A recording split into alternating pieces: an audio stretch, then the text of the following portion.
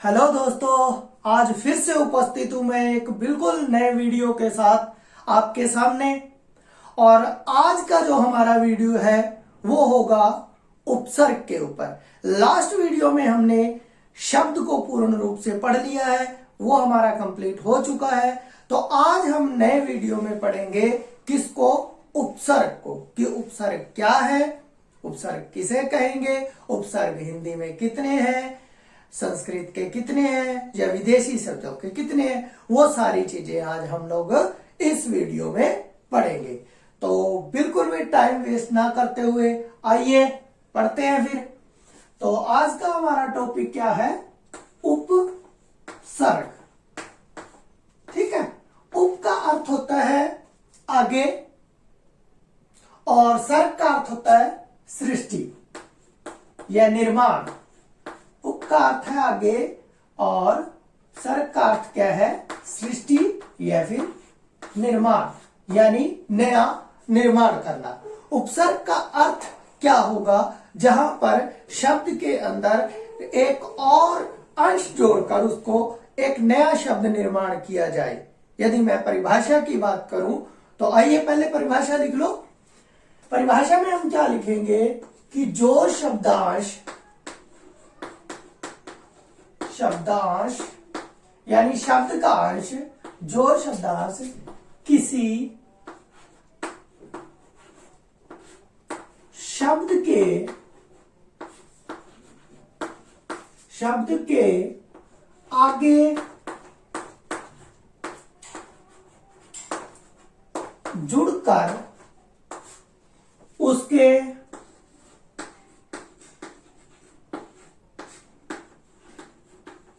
अर्थ में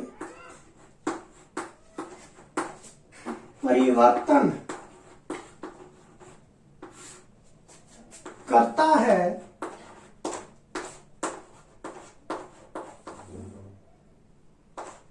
उसे क्या कहेंगे? उपसर्ग कहेंगे। समझाई? उसे उपसर्ग कहते हैं। ये हमारी परिभाषा है। इतनी बात समझ में आई? जैसे मैं लिखता हूं यहां पर कोई शब्द, जैसे मैंने लिखा हार। क्या लिखा? हार। हार एक शब्द है, ठीक है। इस शब्द के आगे कुछ जोड़कर मैंने क्या लिखा कि जो शब्दांश किसी शब्द के आगे, इसके आगे मैंने मान लो यहां पर प्र जोड़ दिया तो प्रहार बन गया। अगर मैंने इसके आगे मान लो वी जोड़ दिया तो क्या बन गया? विहार बन गया। ठीक है। और अगर मैंने इसके आगे आ जोड़ दिया तो क्या बन गया? आहार बन गया। तीनों नए शब्द बने ना। तो जो नए शब्द बन रहे हैं उनको हम क्या बोलते हैं?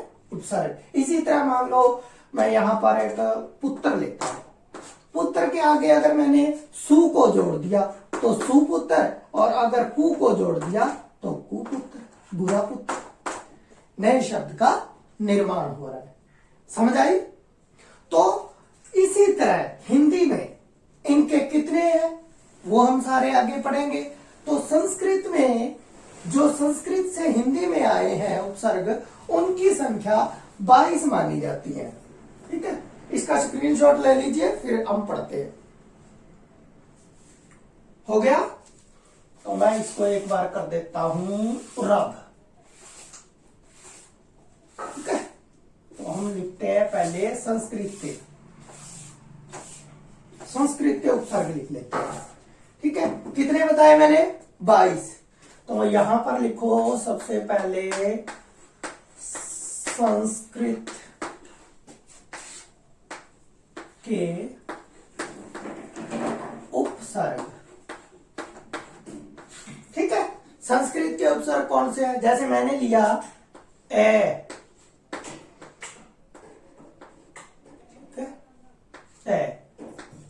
अब ए का अर्थ होता है ज्ञान, लेकिन वो मैं नहीं लिख रहा हूं, मैं सीधे लिख रहा हूं। ए के क्या लिख सकते हैं हम लोग? यदि ज्ञान में ए लगाएं तो अज्ञान। ठीक है। और यदि विकार में ए लगा दें तो अविकार। ठीक है। जैसे विकार। कितने कितने लिखवा दूं?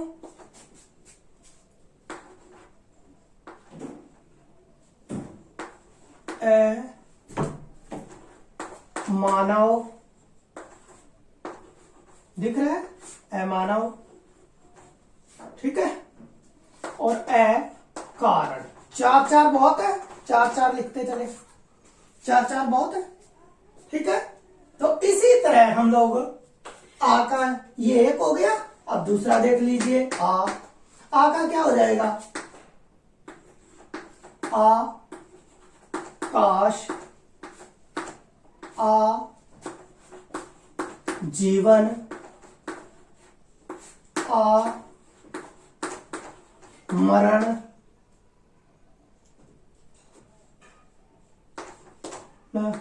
और आ कारण।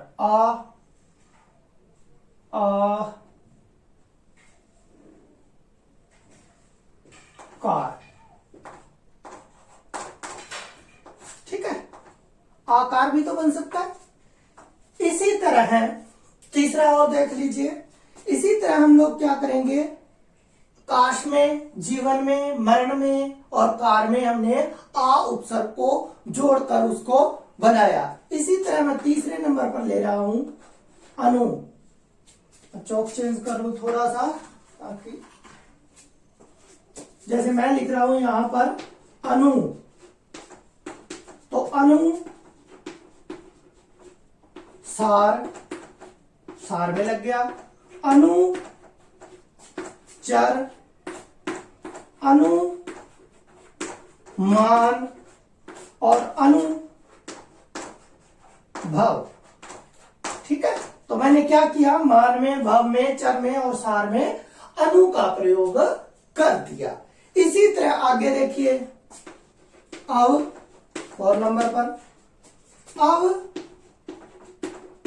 गुण, अब सर और अब तार और अब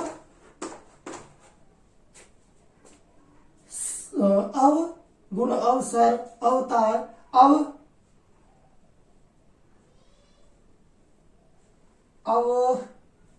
और क्या बना सकते हैं हम, अब मान, अवमान, ठीक है।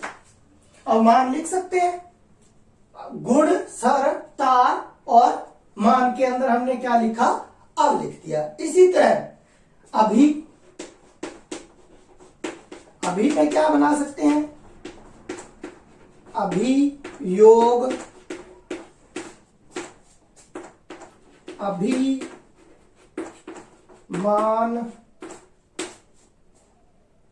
अभिसार, ठीक है। इस तरह से हम लोग अभी के भी बना सकते हैं। अभी के बाद में देखो और क्या बना सकते हैं हम लोग,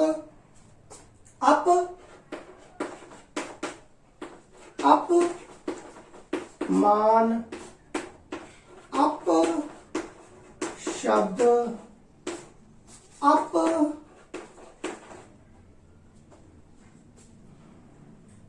अपमान, अप शब्द, अप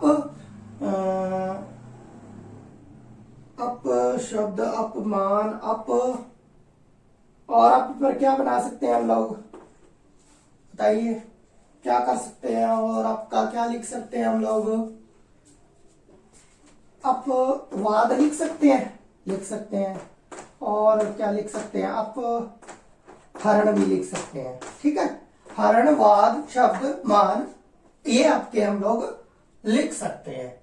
इसके बाद में लिखो, आपके बाद में और क्या लिख सकते हैं हम लोग, अधि या उत, अधि लिख दो, उत लिखो पहले भाई। उत का अर्थ क्या होता है, पहले ये देख लो, उत का अर्थ क्या होता है, उत्थान लिख सकते हैं,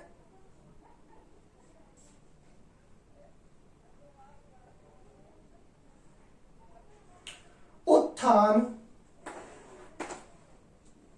उत्थान,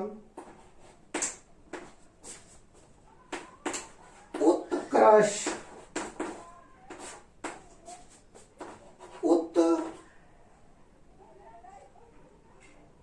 उत्थान, उत्कर्ष, उन्नत, उत्पत्ति। ठीक है, ये लिख सकते हैं। तो आप इनका एक बार स्क्रीनशॉट ले लीजिए, फिर मैं आगे लिख देता हूं। उत्पत्ति, उद्गम भी लिख सकते हो आप, उत्तम भी लिख सकते हो, एक उत्तम लिख लो इसमें, यहाँ उत्तम,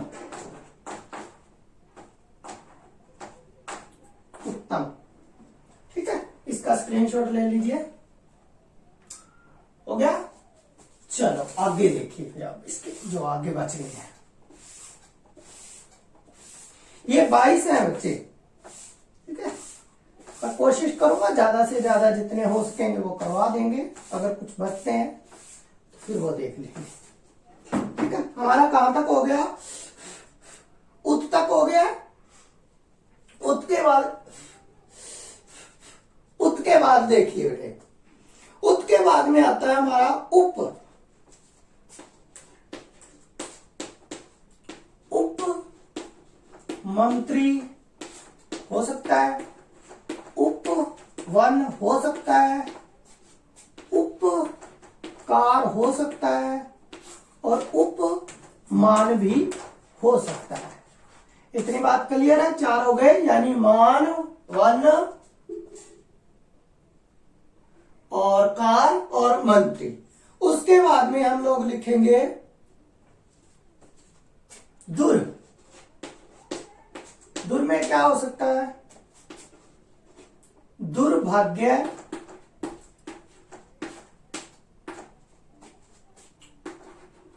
दुर्गंध, और क्या हो सकता है?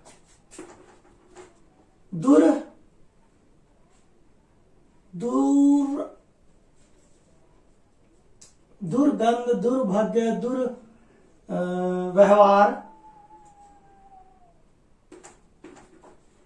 नहीं दुर्व्यवहार नहीं लिखेंगे हम लोग, कुछ और सोचिए। दुर्व्यवहार से अलावा और सोचिए।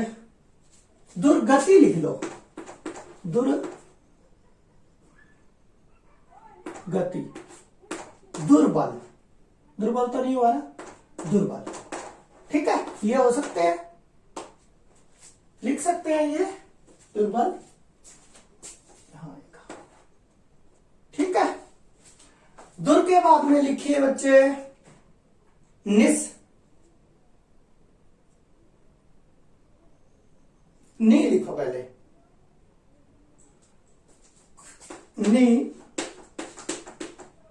नी का क्या आएगा? निबंध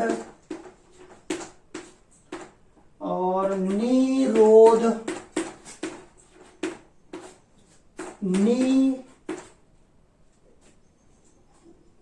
बंध, निरोध, निकाम, निकाम तो नहीं होगा, निकाम तो नहीं लिखेंगे बच्चे। निरोध, निबंध, और क्या लिख सकते हैं? देखो तो निर्दोष लिख सकते हैं, नहीं। नियम लिख सकते हैं, नियम। निपात, ये लिख सकते हैं, निपात।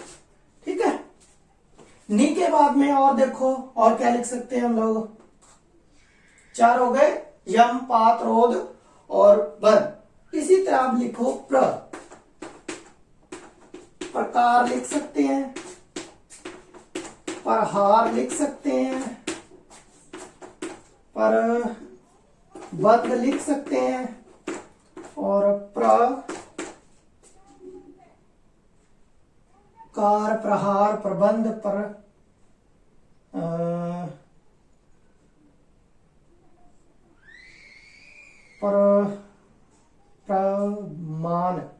प्रमाण। ठीक है, यानी मान, बंध, हार और कार, ये चारों हम लोग इसमें लिख सकते हैं। आगे लिखो प्राज्य, प्रहार, प्रा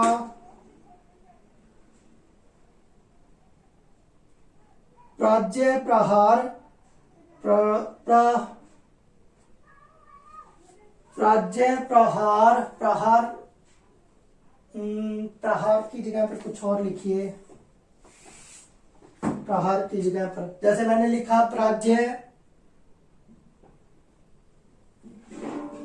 परामर्श पराक्रम प्राधीन प्राधीन लिख लो यार। प्राधीन परामर्श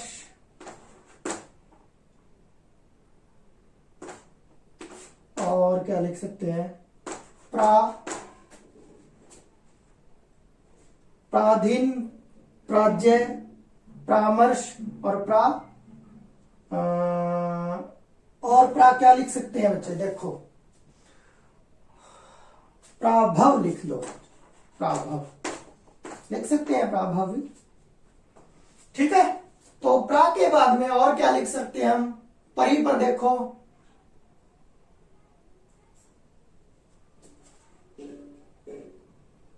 परी परिक्रमा लिख सकते हैं। परिवार लिख सकते हैं। परिवार परिक्रमा परी और क्या लिख सकते हैं परिचय। ठीक है और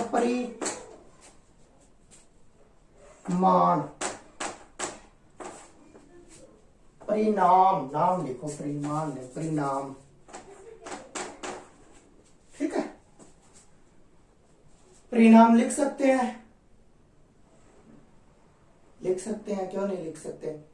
तो उसके बाद में लिखो वी में क्या लिखोगे वियोग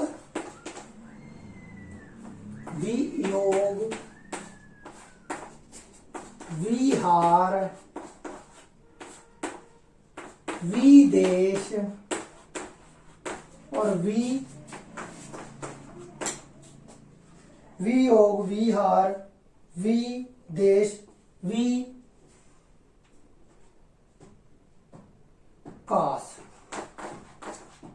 ठीक है तो ये हमारा हो गया वी का यानी योग हार देश और कास। इसका भी स्क्रीनशॉट ले लीजिए फिर आगे जो बचते हैं वो करवा देता हूं। हो गया। ठीक है बच्चों हो गया तो आगे देखिए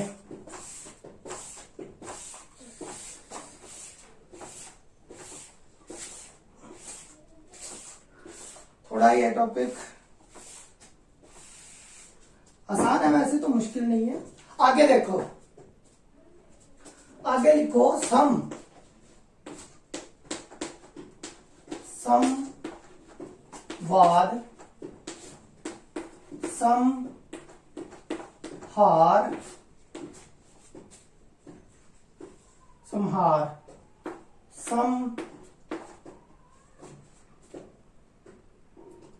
संहार संवाद और क्या लिख सकते हैं संगम संवेदना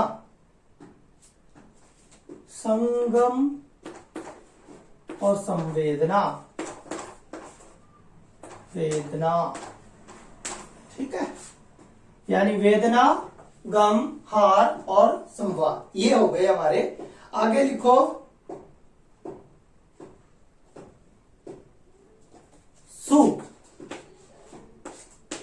सु में क्या लिखेंगे सुपरिवार सुलभ सुपरिवार सुपुत्र सुहृदय। ठीक है यानी हृदय पुत्र परिवार और लभ सुलभ। ठीक है ये हो जाएंगे हमारे। और इसमें एक बचा है अंतिम कु भी इसमें लिख लो। कु का क्या आएगा कु संगति, कु पुत्र, कु मार और कु